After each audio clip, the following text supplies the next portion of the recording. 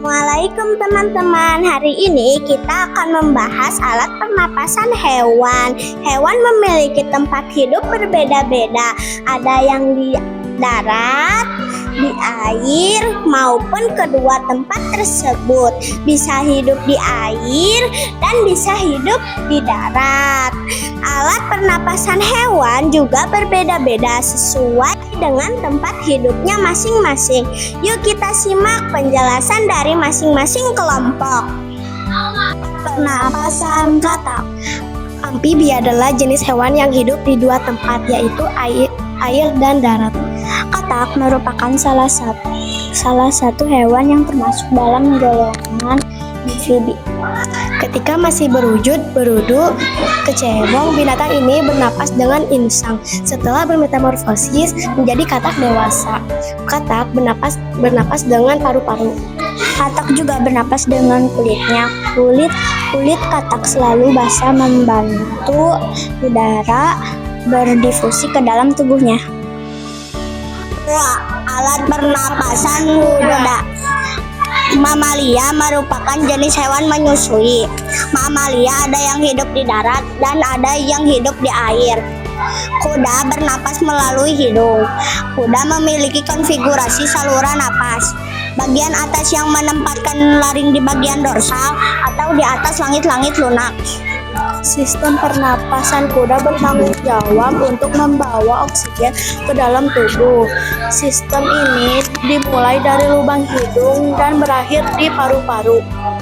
Saat seekor kuda menghirup udara luar melewati hidung, melewati tenggorokan, run ke trakea, dan masuk ke paru-paru hingga ke dalam alveoli atau kantung udara. Pernapasan burung. Burung bernapas dengan paru-paru dan pundi-pundi udara. Sistem pernapasan burung terdiri dari lubang hidung, tenggorokan, paru-paru, serta pundi-pundi udara atau kantong udara. Pundi-pundi udara merupakan kantong tempat penyimpanan udara. Pundi-pundi udara berfungsi membantu pernapasan sewaktu terbang. Pada saat tidak terbang, burung bernapas dengan paru-paru dan pundi-pundi. Udara tidak digunakan. Burung mempunyai kurang lebih 9 kantong udara. Alat pernapasan paus. Ikan paus adalah mamalia yang hidup di air. Ikan paus tidak bisa bernafas di dalam air karena tidak memiliki insang seperti ikan lainnya. Alat pernapasan ikan paus adalah paru-paru. Paus bernapas dengan cara menghirup oksigen yang ada di udara sama seperti manusia. Sistem pernapasan paus terdiri dari hidung, tenggorokan, dan paru-paru.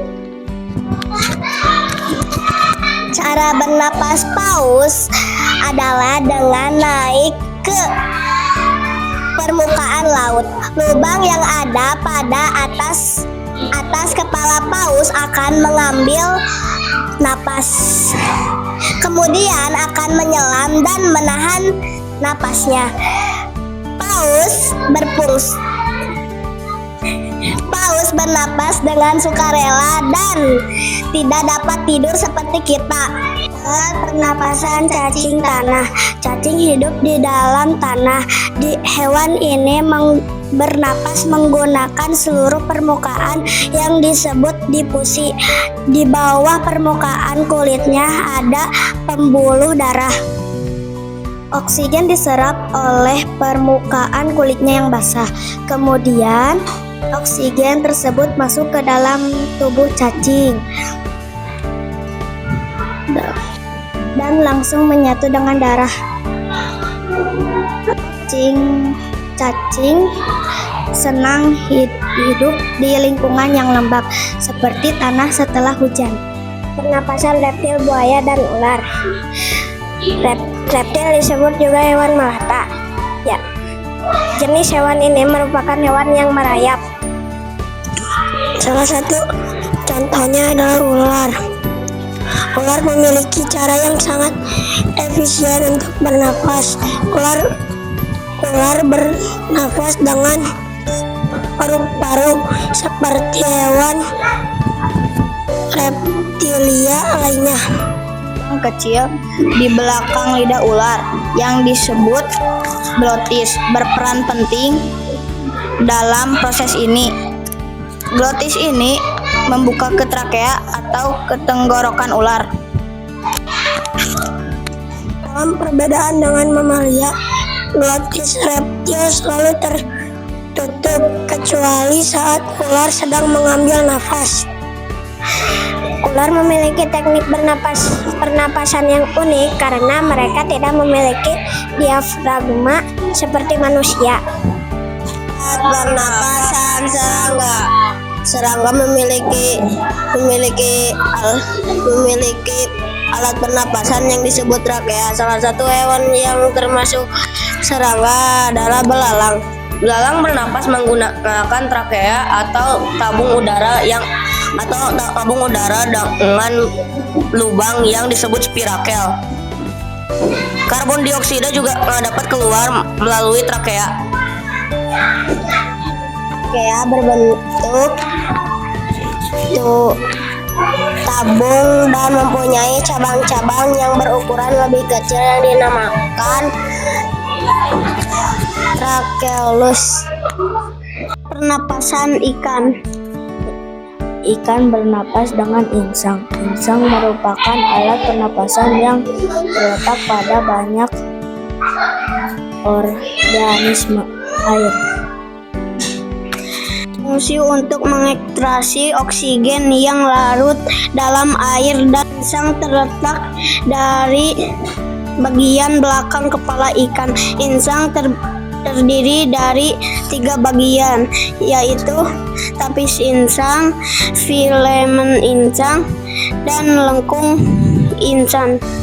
Selain sebagai alat pernapasan, juga berfungsi sebagai alat ekskresi, garam penyaring makanan, alat pertukaran ion, dan osmoregulator. Gerigi insang atau tapis insang berfungsi sebagai alat penyaring air agar kotoran tidak masuk ke dalam permukaan insang. Lembaran insang atau filamen berfungsi untuk menyerap oksigen di dalam air. Lengkung insang berwarna putih berguan sebagai tempat melekatnya lembaran insang. Ikan bernapas dengan cara membuka dan menutup insang. Insang membuka dan menutup mulutnya untuk memasukkan air ke dalam tubuh. Pada saat air melewati lembaran insang, terjadi pertukaran gas. Air yang mengandung banyak oksigen akan melewati insang. Saat yang sama, karbon dioksida akan keluar melalui pembuluh darah lembaran insang. Darah pun akan mengikat oksigen yang berasal dari air. Sekianlah penjelasan dari kami tentang alat pernapasan hewan. Semoga bermanfaat ya. Sampai jumpa. Wassalamualaikum warahmatullahi wabarakatuh.